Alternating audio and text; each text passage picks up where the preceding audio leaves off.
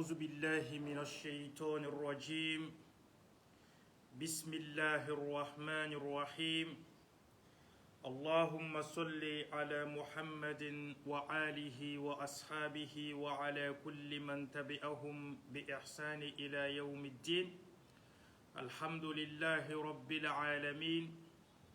Nous remercions Allah subhanahu wa ta'ala, le Seigneur des cieux et de la terre. Nous remercions Allah subhanahu wa ta'ala, le Seigneur qui nous a permis d'être parmi les jeunes jusqu'à présent. Alhamdulillahi Rabbil Alamin. Nous présentons nos excuses, Inch'Allah, à nos frères et sœurs. Normalement, on devait commencer à 14h, comme on avait mentionné dans le programme. Mais il y a eu quand même, des imprévus. Mais alhamdoulilah, quand même, vu qu'on avait déjà lancé, il faut quand même que nous passions en direct. Alhamdoulilah, mes frères et sœurs en islam, nous prions d'abord sur le noble prophète Mohammed sallallahu alayhi wa sallam, celui-même qui est venu nous sauver du ténèbre vers la lumière. Alors nous sommes aujourd'hui pratiquement 5e épisode de l'histoire du prophète Mohammed sallallahu alayhi wa sallam. Alhamdulillahi Rabbil Alamin. Nous avons fait l'épisode 1, 2, 3 et 4 et aujourd'hui nous sommes 5e épisode. Alhamdulillahi Rabbil Alamin. Dans des différents épisodes, nous posons souvent des questions. Dans l'épisode précédent, Alhamdulillahi Rabbil Alamin. Mes frères et sœurs en islam, l'histoire, nous avons arrêté l'histoire au niveau de Bilal. Au moment où Umayya prenait Bilal pour aller avec Bilal dans le désert, pour torturer Bilal, nous avons mentionné que les compagnons du prophète Mohammed sallallahu alayhi wa sallam, ceux qui ont accepté l'islam en ce moment, c'était simplement 39 personnes, comme on avait mentionné. Juste 39 personnes. Et parmi ces 39 personnes-là, il y avait Bilal. Bilal ibn Rabah. Le seul noir qui a accepté l'islam étant à la Mecque, étant esclave. Il a accepté d'adhérer dans la religion islamique. Il a embrassé la religion islamique et il a été avec le prophète Mohammed sallallahu alayhi wa sallam durant les séjours du prophète à la Mecque. Bilal a été toujours là. Nous avons mentionné que Bilal vraiment a subi beaucoup de choses à la Mecque parce que son maître Umayya n'a pas digéré, n'a pas accepté le fait que Bilal est devenu musulman. Il n'a pas accepté cela. Alors il a tellement fatigué Bilal. On a mentionné qu'il prenait Bilal, aller dans le désert, enlever les habits de Bilal et faire coucher Bilal, subhanallah, dans le désert. Et il prenait même des pierres pour mettre sur la poitrine de Bilal. Bilal a passé quelques jours, quelques temps dans ça, jusqu'à l'ami intime du prophète Mohammed sallallahu alayhi wa sallam, Abu Bakr. Lui, il a vu Bilal et il a sauvé Bilal et il a payé Bilal, il a franchi Bilal.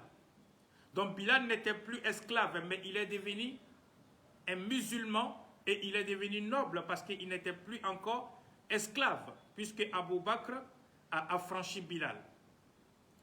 Donc Bilal est resté avec le prophète Mohammed sallallahu alayhi wa sallam et les compagnons et les autres compagnons du prophète Mohammed qui adoraient toujours Allah subhanahu wa ta'ala dans Darul Arqam, comme nous avons mentionné. Parce que les compagnons du prophète n'avaient pas la possibilité de sortir pour montrer leur religion. Ce n'était pas possible, c'était impossible pour eux de sortir pour montrer leur religion. Ils ne pouvaient pas. Parce que si une personne disait que je suis musulman à la Mecque en ce temps, mais on te tuait en même temps directement. Donc tu ne pouvais pas montrer que tu es musulman. Tu étais obligé de cacher côté islamique et montrer côté mécréant. Parce que les habitants de la Mecque, les Mécois, les riches de la Mecque n'acceptaient pas cela. Les compagnons du prophète Mohammed sont restés comme ça pendant des années, 1 an, 2 ans environ. Alors mes frères et sœurs en islam, jusqu'à ce que Allah subhanahu wa ta'ala va envoyer une autre personne dans la religion islamique qui va booster un peu, qui va aider un peu le prophète Mohammed sallallahu alayhi wa sallam et ses compagnons. Parce que vraiment le prophète Mohammed et ses compagnons souffraient tellement. Jusqu'à il y avait un riche parmi les Mécois, Utba. Utba, qu'est-ce qu'il a fait? Il a demandé simplement d'abord aux gens de la Mecque, aux mécréants de la Mecque, laissez-moi d'abord, je vais aller parler avec le prophète. Je vais voir ce que le prophète veut vraiment. Alors Utba se lève, il va vers le prophète. Il demande au prophète Mohammed sallallahu alayhi wa sallam, qu'est-ce que tu veux exactement? Si c'est la royauté que tu veux, nous allons changer le roi de la Mecque et tu seras le roi. C'est Utba qui dit ça au prophète Mohammed sallallahu alayhi wa sallam. Au fait, chez eux, le prophète Mohammed demande à ce qu'on laisse l'adoration des fétiches et suivre Allah subhanahu wa ta'ala. Donc chez eux, le prophète cherche quelque chose. Alors automatiquement, qu'est-ce qu'ils font? Il va maintenant vers le prophète pour demander, puisqu'ils ont tout fait pour que le prophète arrête d'annoncer la bonne nouvelle, alors ils ont commencé tout simplement à dénigrer le prophète, à fatiguer le prophète et à traiter le prophète comme un fou. Mais lui, il a dit aux mécréants, laissez-moi tout simplement aller parler avec lui d'abord.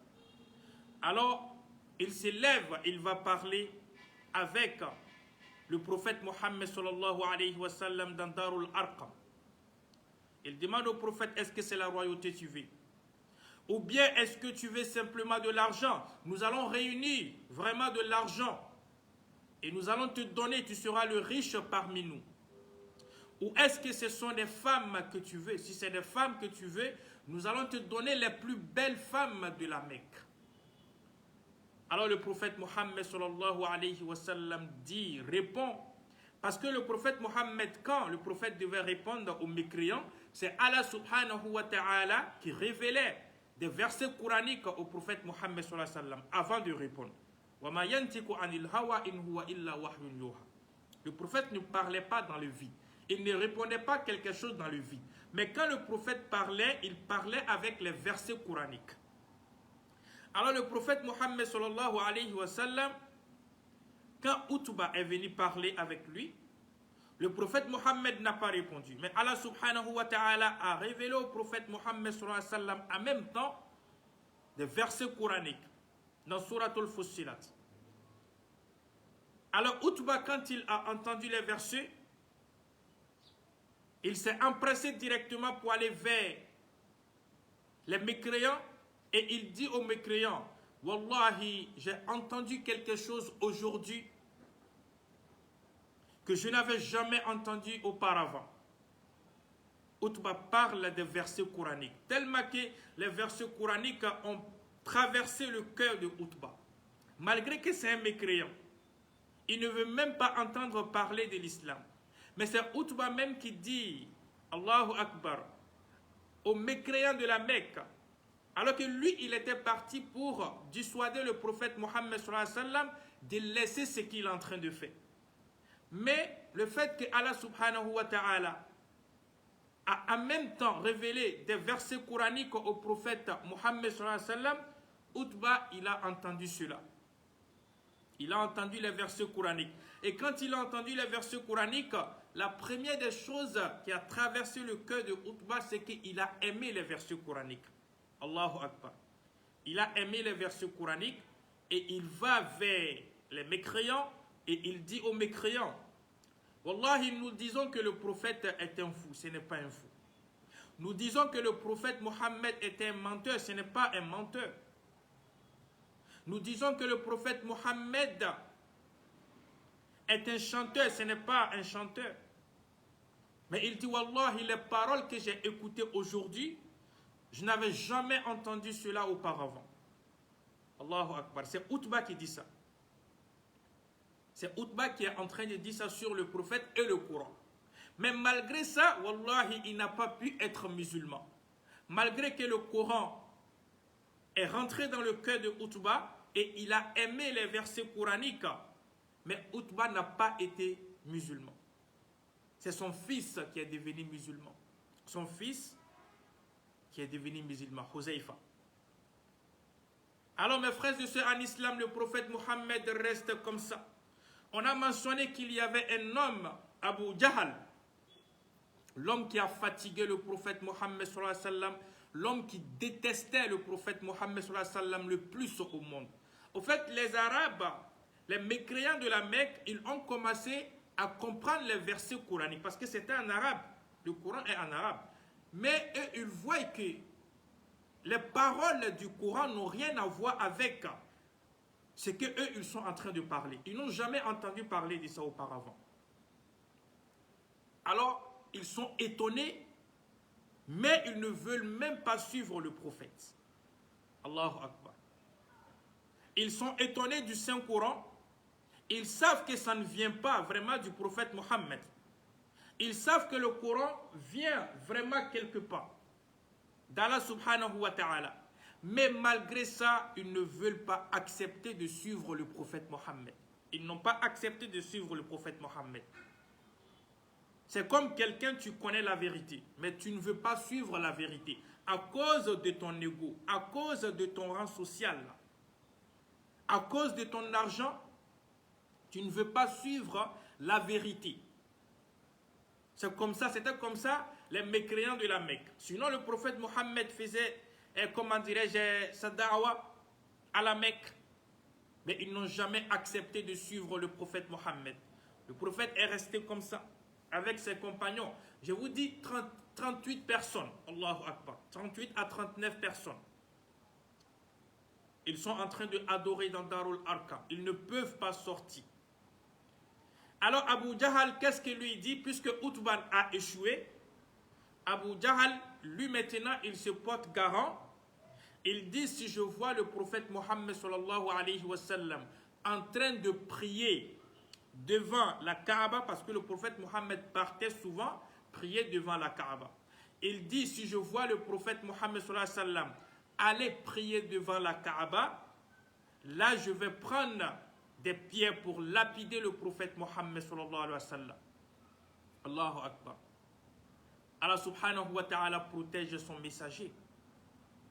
Alors Abu Jahal, il voit le prophète Mohammed un jour en train de prier devant la Kaaba.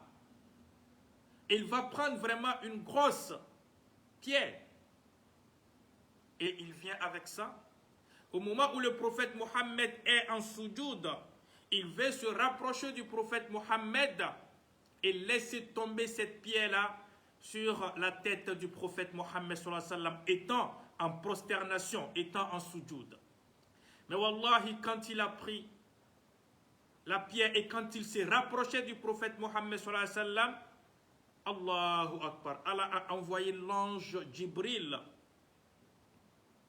Et Jibril a creusé comme un trou. Allahu Akbar. Abu Jahal, il veut passer, mais il voit que non, devant lui, Allahu Akbar, il ne peut pas passer. Il ne peut pas passer parce qu'il y a un gros trou devant lui. Il ne peut pas passer. Quelqu'un est en train de prier devant toi et toi, tu prends, wallahi, la pierre et tu veux lapider la personne. Tu veux laisser tomber sur la tête de la personne. Mais tu vois que la personne est en train de prier devant toi, mais tu vois un trou devant toi. Tu ne peux pas passer. Or pourtant, les gens qui sont à côté de toi, les gens qui te regardent avec la pierre dans la main, mais eux, ils ne voient pas le trou. Et ils ne voient pas le trou. Mais toi, tu es la seule personne qui voit le trou. Allahu Akbar. Allah a envoyé l'ange Jibril de creuser un trou devant Abu Jahal. Et Abu Jahal ne voyait même pas le prophète, mais il voyait simplement le trou que Jibril a creusé. Allahu Akbar, devant lui. Il ne peut pas avancer il doit forcément reculer derrière. Donc en reculant derrière, la pierre est tombée sur lui-même, sur Abu Jahl lui-même. Allahu Akbar. C'est Allah qui protège son prophète Mohammed. Personne ne peut protéger le prophète si ce n'est pas Allah subhanahu wa ta'ala. Abu Jahl, il n'a pas pu faire cela. Et c'était devant tout le monde à la Mecque. C'était devant tout le monde. Mais malgré ça, wallahi, ils n'ont pas accepté. Malgré ça, ils n'ont pas accepté de suivre le prophète Mohammed sallallahu alayhi wa sallam. Wallahi, ceux-là, c'était des personnes. Wallahi, les mécréants de la Mecque, c'était vraiment en ce moment des mécréants. Quand on dit un mécréant qui ne veut même pas entendre parler de l'islam, c'était les mécréants de la Mecque. Allahu Akbar. Après ça, qu'est-ce qu'ils vont faire maintenant? Puisqu'ils n'arrivent pas à atteindre le prophète Mohammed sallallahu alayhi wa sallam, ils vont tout simplement envoyer, parce que je vous ai mentionné dans la parole que les Juifs, quand ils voient un prophète, ils connaissent directement cette personne-là, il va être un prophète, oui ou non. Les Juifs, quand ils voient un prophète, ils savent directement que cette personne-là va être un prophète. Vous voyez? Donc, les Juifs, qu'est-ce que les Arabes, qu'est-ce que les mécréants de la Mecque vont faire maintenant? Ils vont envoyer une personne pour aller vers les Juifs en demandant aux Juifs qu'est-ce qu'on doit faire du prophète Mohammed sallallahu alayhi wa sallam. Est-ce que c'est vraiment un prophète, oui ou non? Est-ce que c'est un menteur? Est-ce que c'est un imposteur? Est-ce que c'est vraiment un prophète? Parce que les Juifs peuvent savoir cela. Alors ils vont envoyer quelqu'un vers les Juifs. Et les Juifs vont tout simplement répondre. Demandez simplement 3 choses au prophète Mohammed sallallahu alayhi wa sallam. S'il a pu répondre à ces 3 questions-là, alors c'est un prophète. Mais s'il n'a pas pu répondre à ces 3 questions-là, ce n'est pas un prophète. Écoutez très bien. Les Juifs, les mécréants de la Mecque maintenant, ils veulent savoir vraiment si le prophète est un prophète ou non. Donc ils ont envoyé une personne aller vers les Juifs et cette personne-là doit se renseigner sur 3 choses.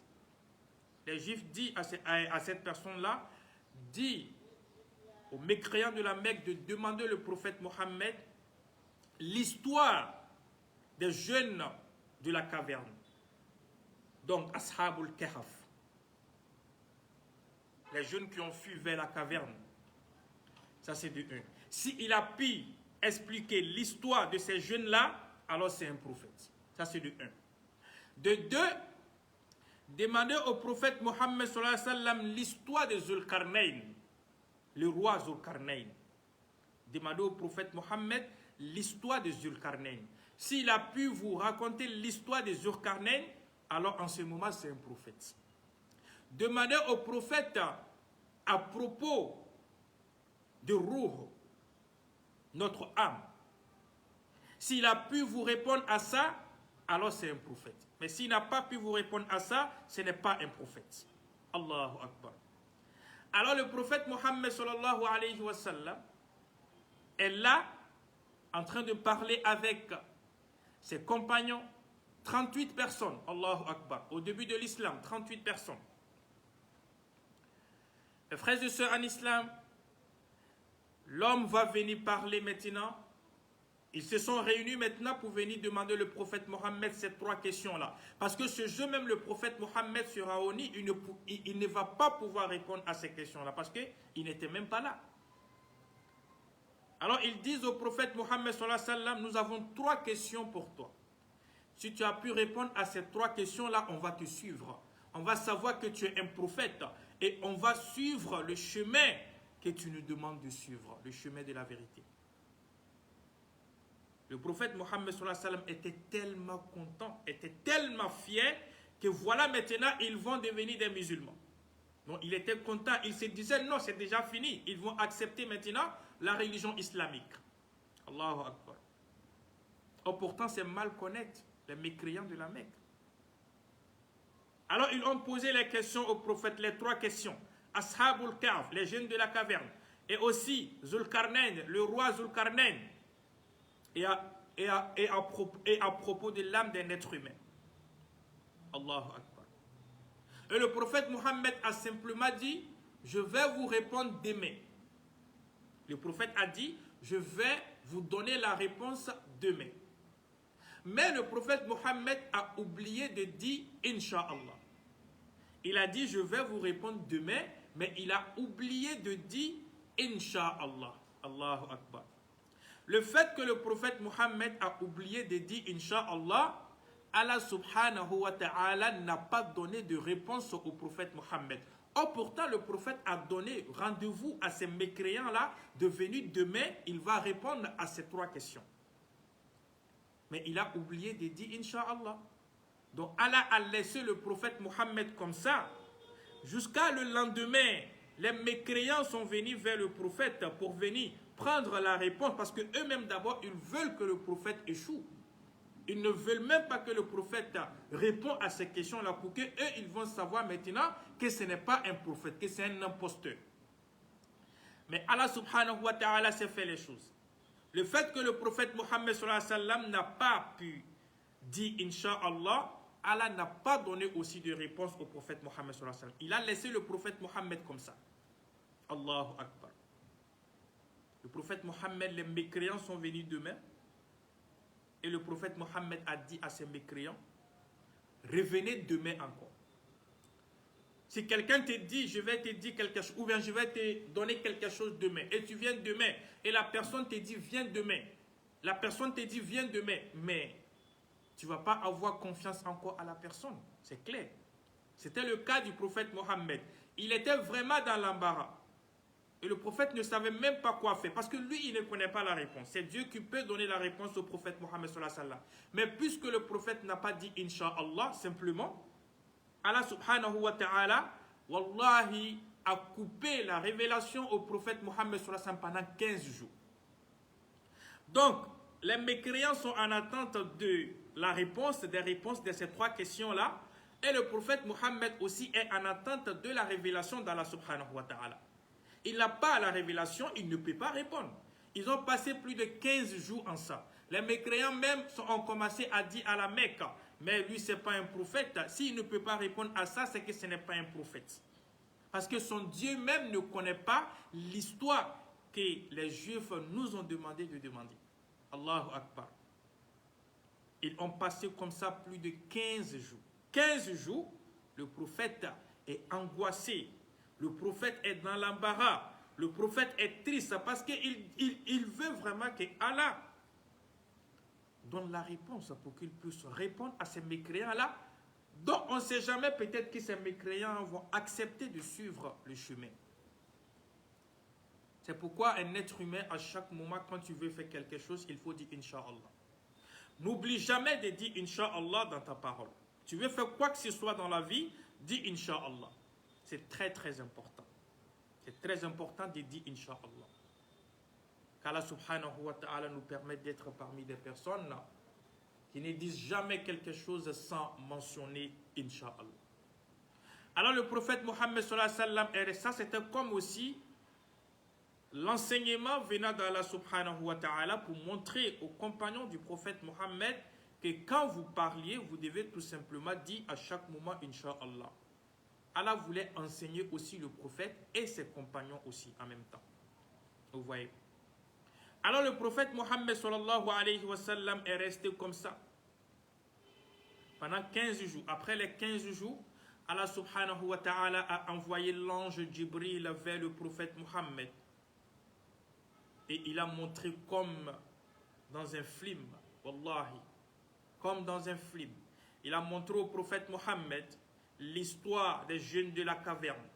Il a montré au prophète Mohammed l'histoire de Zulkarnain.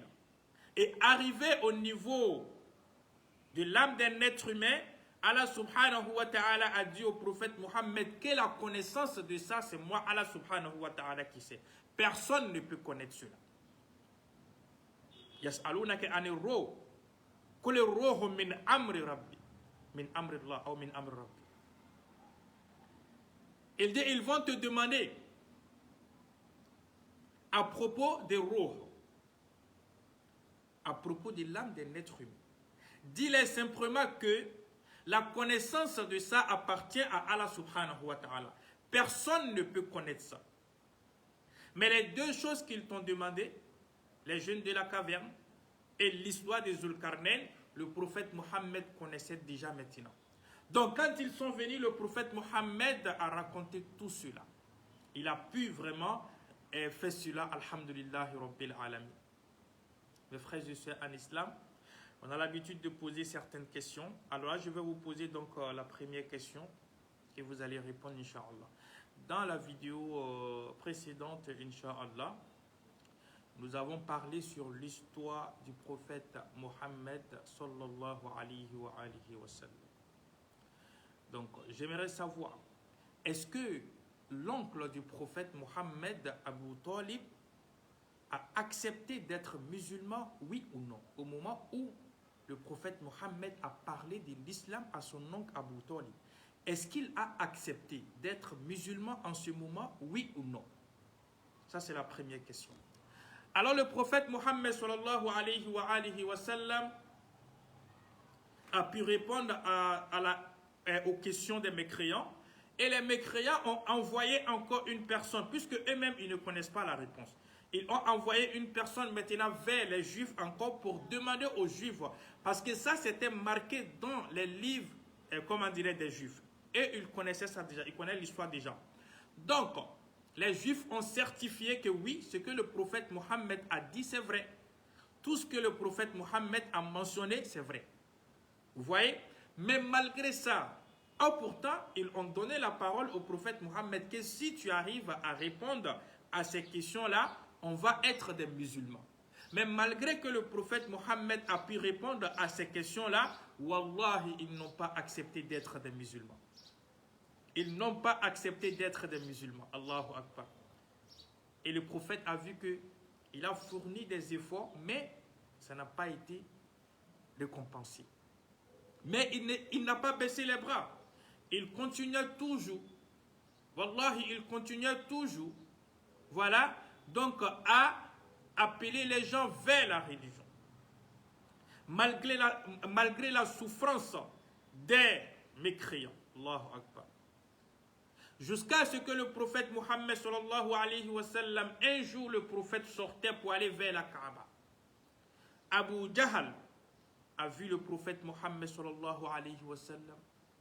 Il vient vers le prophète Mohammed sallallahu alayhi wa sallam. Il commence à insulter le prophète. Il commence à taper le prophète, Abu Jahl. Alors quand le prophète Mohammed sallallahu alayhi wa sallam est rentré à la maison, en ce moment il y avait un homme, l'oncle du prophète Mohammed sallallahu alayhi wa sallam, Hamza. Hamza, Allahu Akbar. C'est maintenant Hamza va rentrer maintenant en jeu. C'est maintenant Hamza va rentrer dans l'histoire du prophète Mohammed sallallahu alayhi wa sallam. En ce moment, les musulmans, ceux qui étaient avec le prophète Mohammed sallallahu alayhi wa sallam, souffraient tellement à la Mecque. Allahu Akbar. Ils ne pouvaient pas sortir. Même pour manger, c'était difficile pour eux. Même pour manger, c'était difficile pour eux. Tellement on les torturait, on les fatiguait, on les frappait. Allahu Akbar. Mais malgré ça, ils sont résistants. Ils ne veulent même pas accepter de dire non à la religion islamique. Mais imagine si ceux-là, ils disent non à la religion, ils disaient non à la religion islamique. Est-ce que nous, on allait être musulmans aujourd'hui? Parce que où nous allons trouver l'islam, c'était impossible. C'était impossible. Et quand je vois des personnes aujourd'hui qui se permettent d'insulter les compagnons du prophète Mohammed, mais je me demande, toi tu es né quand? Et tu as connu l'islam quand? Pour insulter ceux qui ont fait palabre pour que l'islam soit ce qu'elle est aujourd'hui. Allahu Akbar. Pour que cette religion-là puisse te parvenir vraiment en toute sincérité et sécurité. Mais toi, tu n'as pas accepté cela. Tu es en train d'insulter même ceux qui ont combattu pour l'islam. Il y a des personnes parmi les musulmans qui insultent Abu Bakr. Il y a des personnes parmi les musulmans qui insultent Ousmane. Il y a des personnes parmi les musulmans qui insultent Sayyidina Ali. Il y a des personnes parmi les musulmans qui insultent les compagnons du prophète Mohammed sallallahu alayhi wa sallam. Mais pourquoi? Est-ce que ce que ceux-là ont fait, toi tu as fait? C'est grâce à ceux-là que toi tu as pu avoir l'islam. Est-ce que si ceux-là n'étaient pas à côté du prophète Mohammed sallallahu alayhi wa sallam, est-ce que le prophète Mohammed allait pouvoir même combattre les mécréants? C'était impossible. Est-ce que le prophète Mohammed combattait? Sauf dans certaines batailles. Sinon le prophète Mohammed ne combattait pas. Ce sont les compagnons du prophète Mohammed qui ont défendu l'islam avec la participation d'Allah subhanahu wa ta'ala. Mes frères et sœurs en islam, nous devons respecter ces personnes-là, les compagnons du prophète Mohammed sallallahu alayhi wa sallam. Alors ils sont restés comme ça. Hamza, lui, c'était un chasseur. Il partait à la chasse et il revenait. Il partait à la chasse et il revenait. Donc Hamza, quand il revient de la chasse, il y avait l'esclave de Hamza aussi. Lui aussi, il avait esclave. Et son esclave dit à Hamza, Abu Jahl a insulté ton neveu aujourd'hui. Il a même frappé ton neveu Mohammed sallallahu alayhi wa sallam aujourd'hui. Et Hamza se dirige directement vers Abu Jahl. En ce moment, tout le monde avait peur de Abu Jahl. Il avait vraiment la force et il avait de l'argent aussi.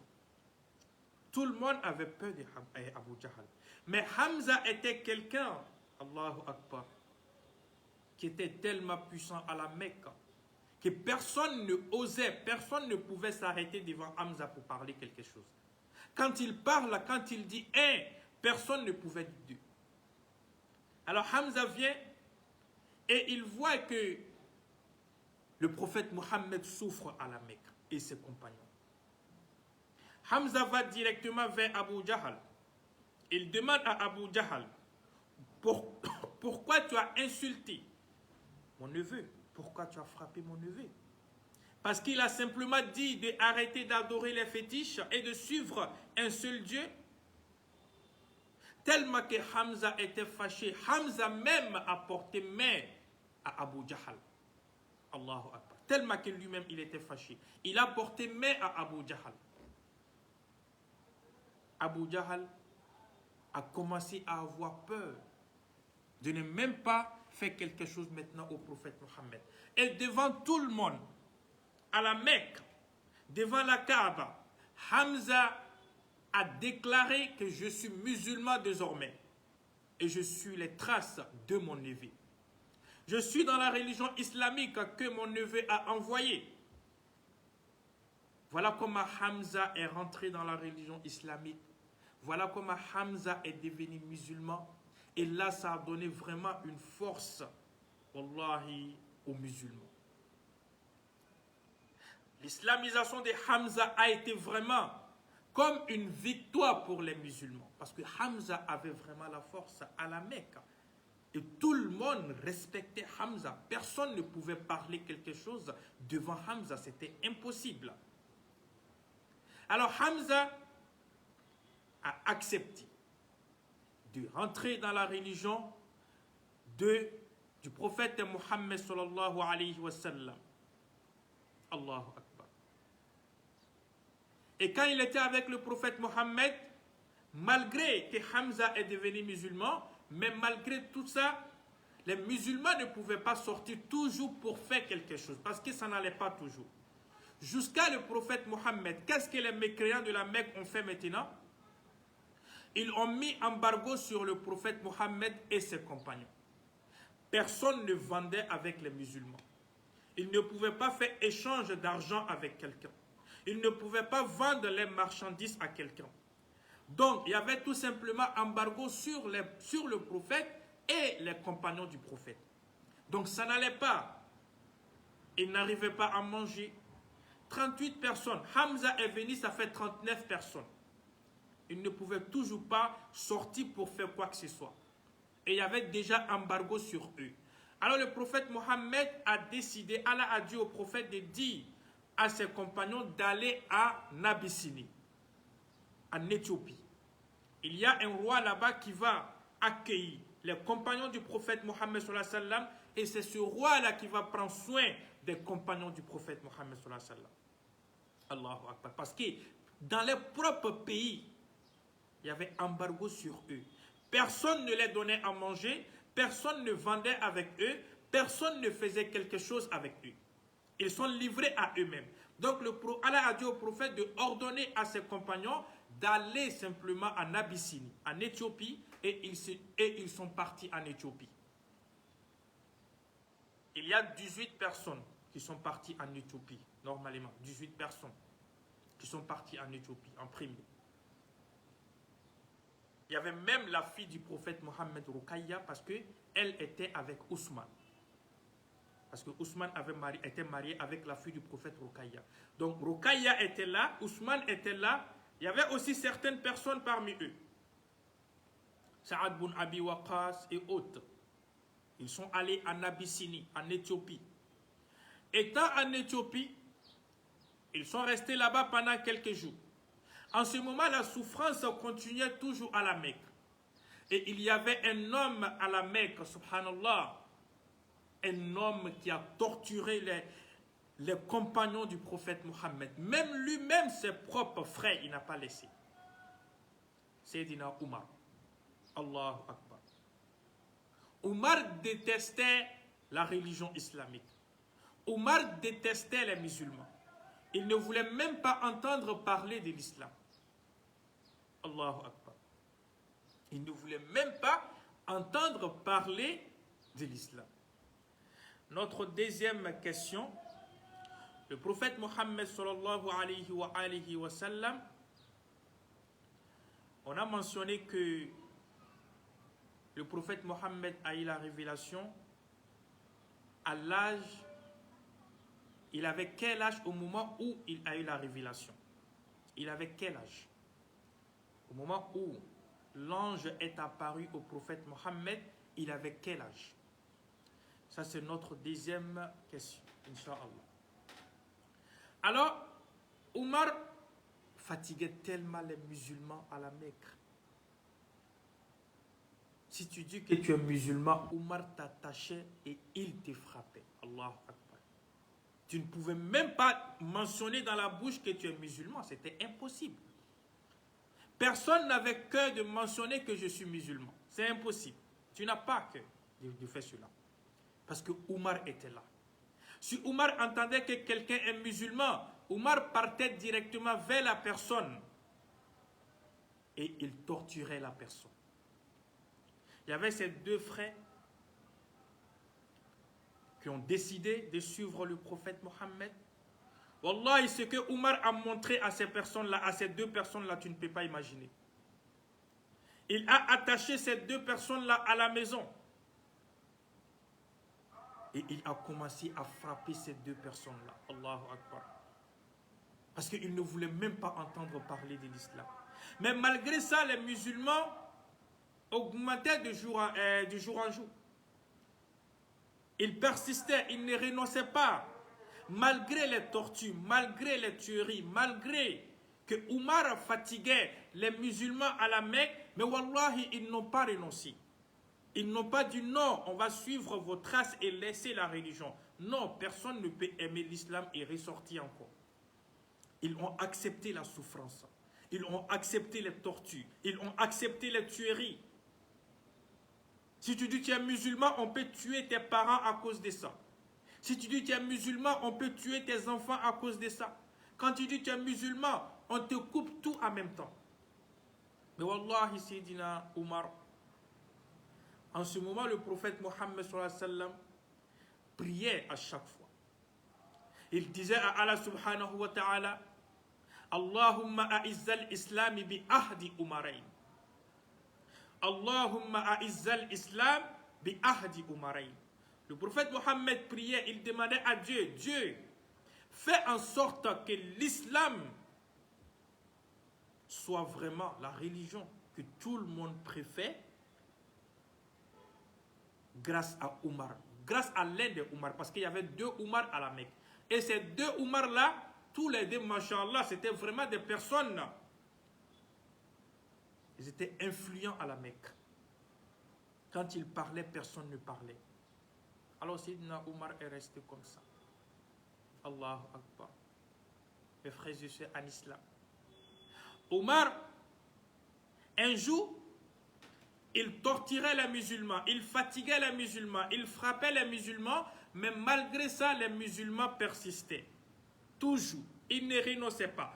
Alors, qu'est-ce que Omar a décidé maintenant? Il dit, bon, aujourd'hui, tout va finir. Il dit, aujourd'hui, tout va finir. Alors, il prend, Allahu Akbar, son épée. Il va maintenant vers le prophète. Il dit, aujourd'hui, je vais tuer le prophète Mohammed sallallahu alayhi wa sallam. Parce que si on parle de l'islam, si les gens adhèrent toujours dans la religion islamique, c'est à cause du prophète Mohammed. C'est lui qui a envoyé la division entre nous.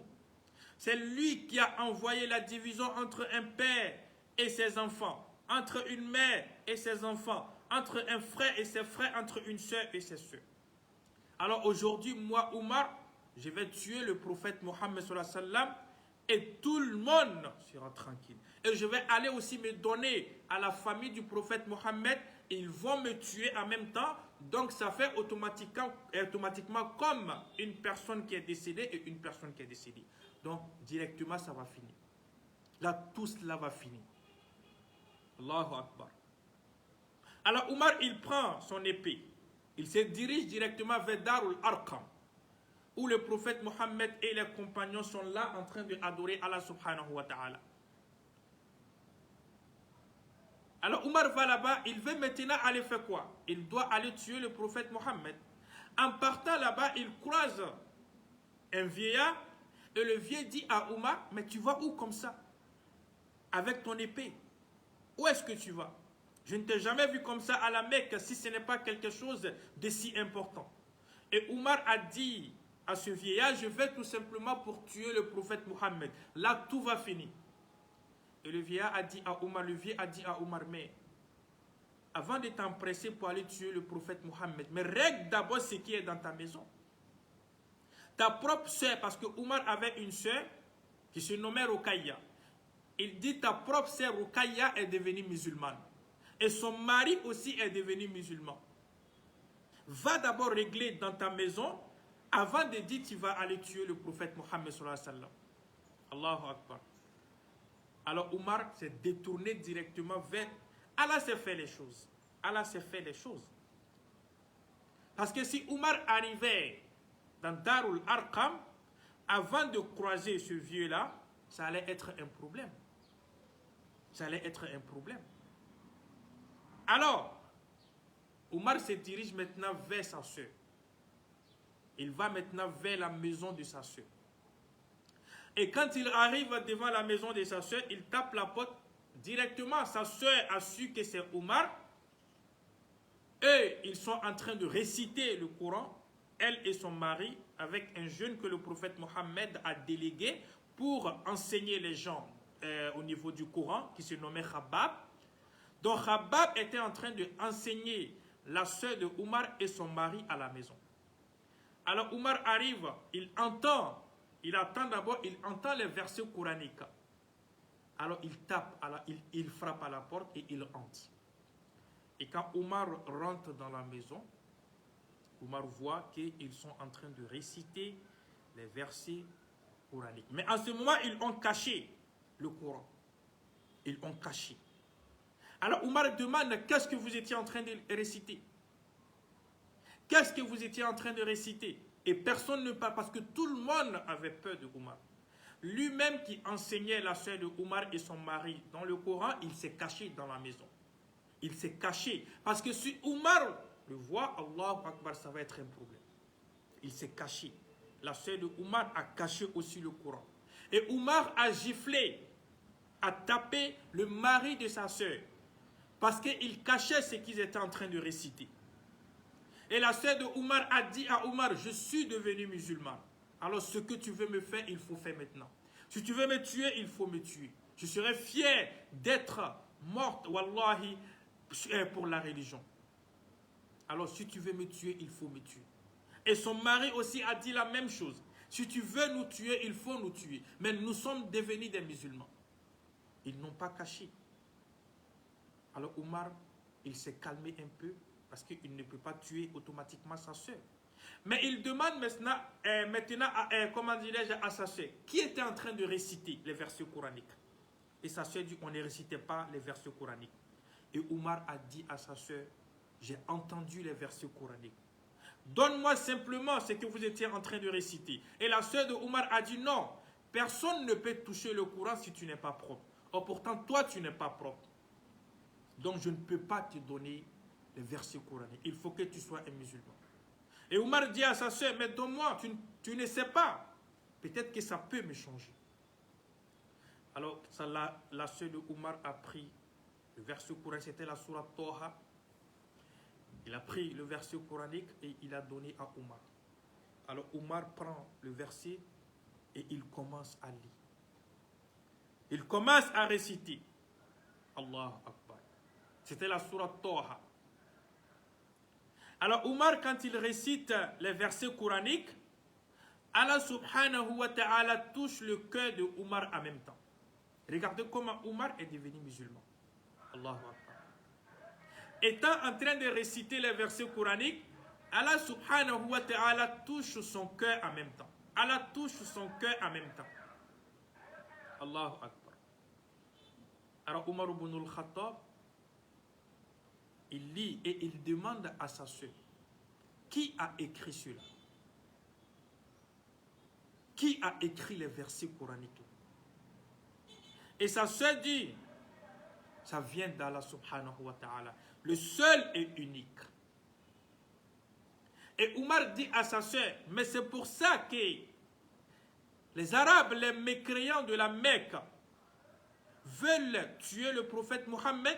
Il a oublié que lui-même, il partait tuer le prophète Mohammed aussi. Il a oublié que lui-même, il avait pris son épée pour dire il va tuer le prophète Mohammed. Mais le Coran a pénétré le cœur de Omar. Le Coran est rentré dans le cœur de Omar. Alors Omar demande à sa sœur qui a, comment dirais-je, écrit cela. Parce qu'il pensait que c'était le prophète Mohammed qui a écrit cela. Omar, sa sœur dit non, ça vient d'Allah, c'est la parole de Dieu. Et Omar dit à sa sœur, Wallahi, c'est ma première fois d'entendre des paroles comme ça. Je n'avais jamais entendu une personne parler comme ça. Personne ne peut parler comme ça si, Wallahi, ce n'est pas un Dieu. Omar a dit cela à sa sœur, et sa sœur, l'homme qui récitait le Coran, est sorti. Parce que lui, il était caché. Mais comme il a vu que Omar est en train d'apprécier le Saint-Coran, donc lui, il est sorti maintenant de la cachette. Il est revenu maintenant.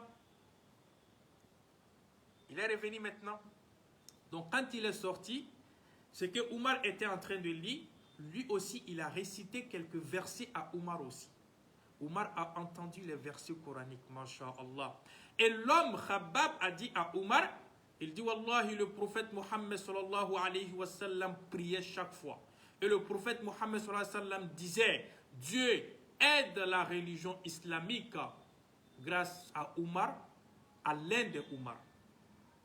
Et moi, Khabbab, je savais, Wallah, que ça allait être toi. Allahu Akbar.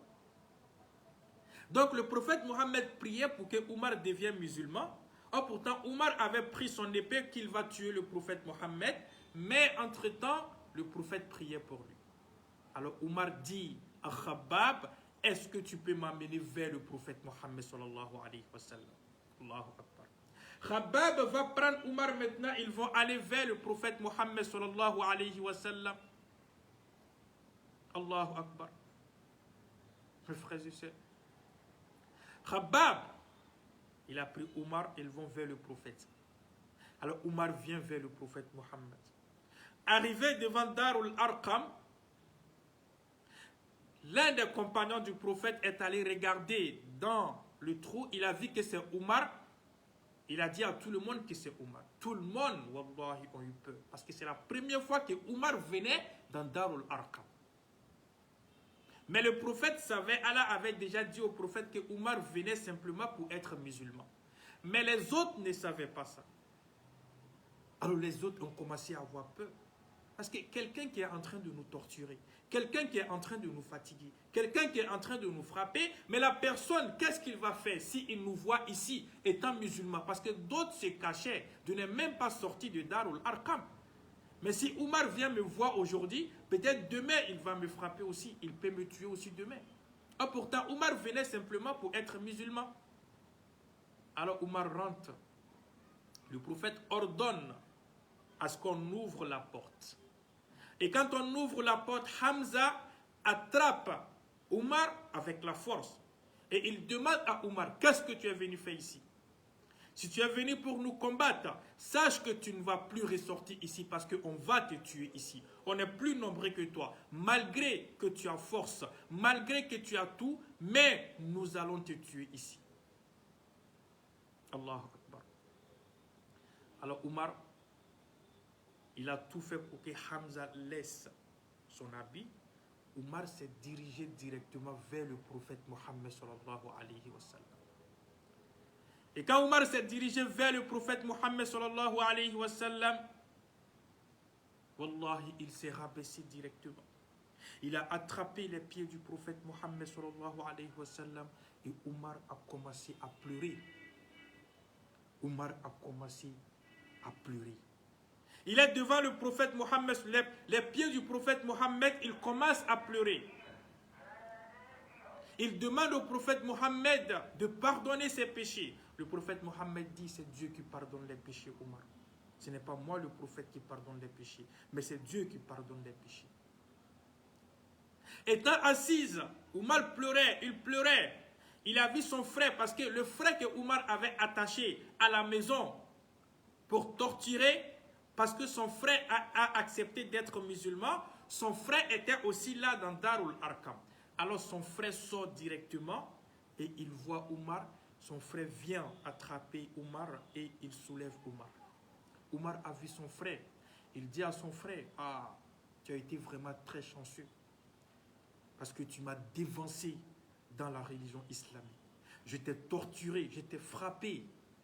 Mais wallahi, pardonne-moi. Omar disait ça à son frère. Pardonne-moi.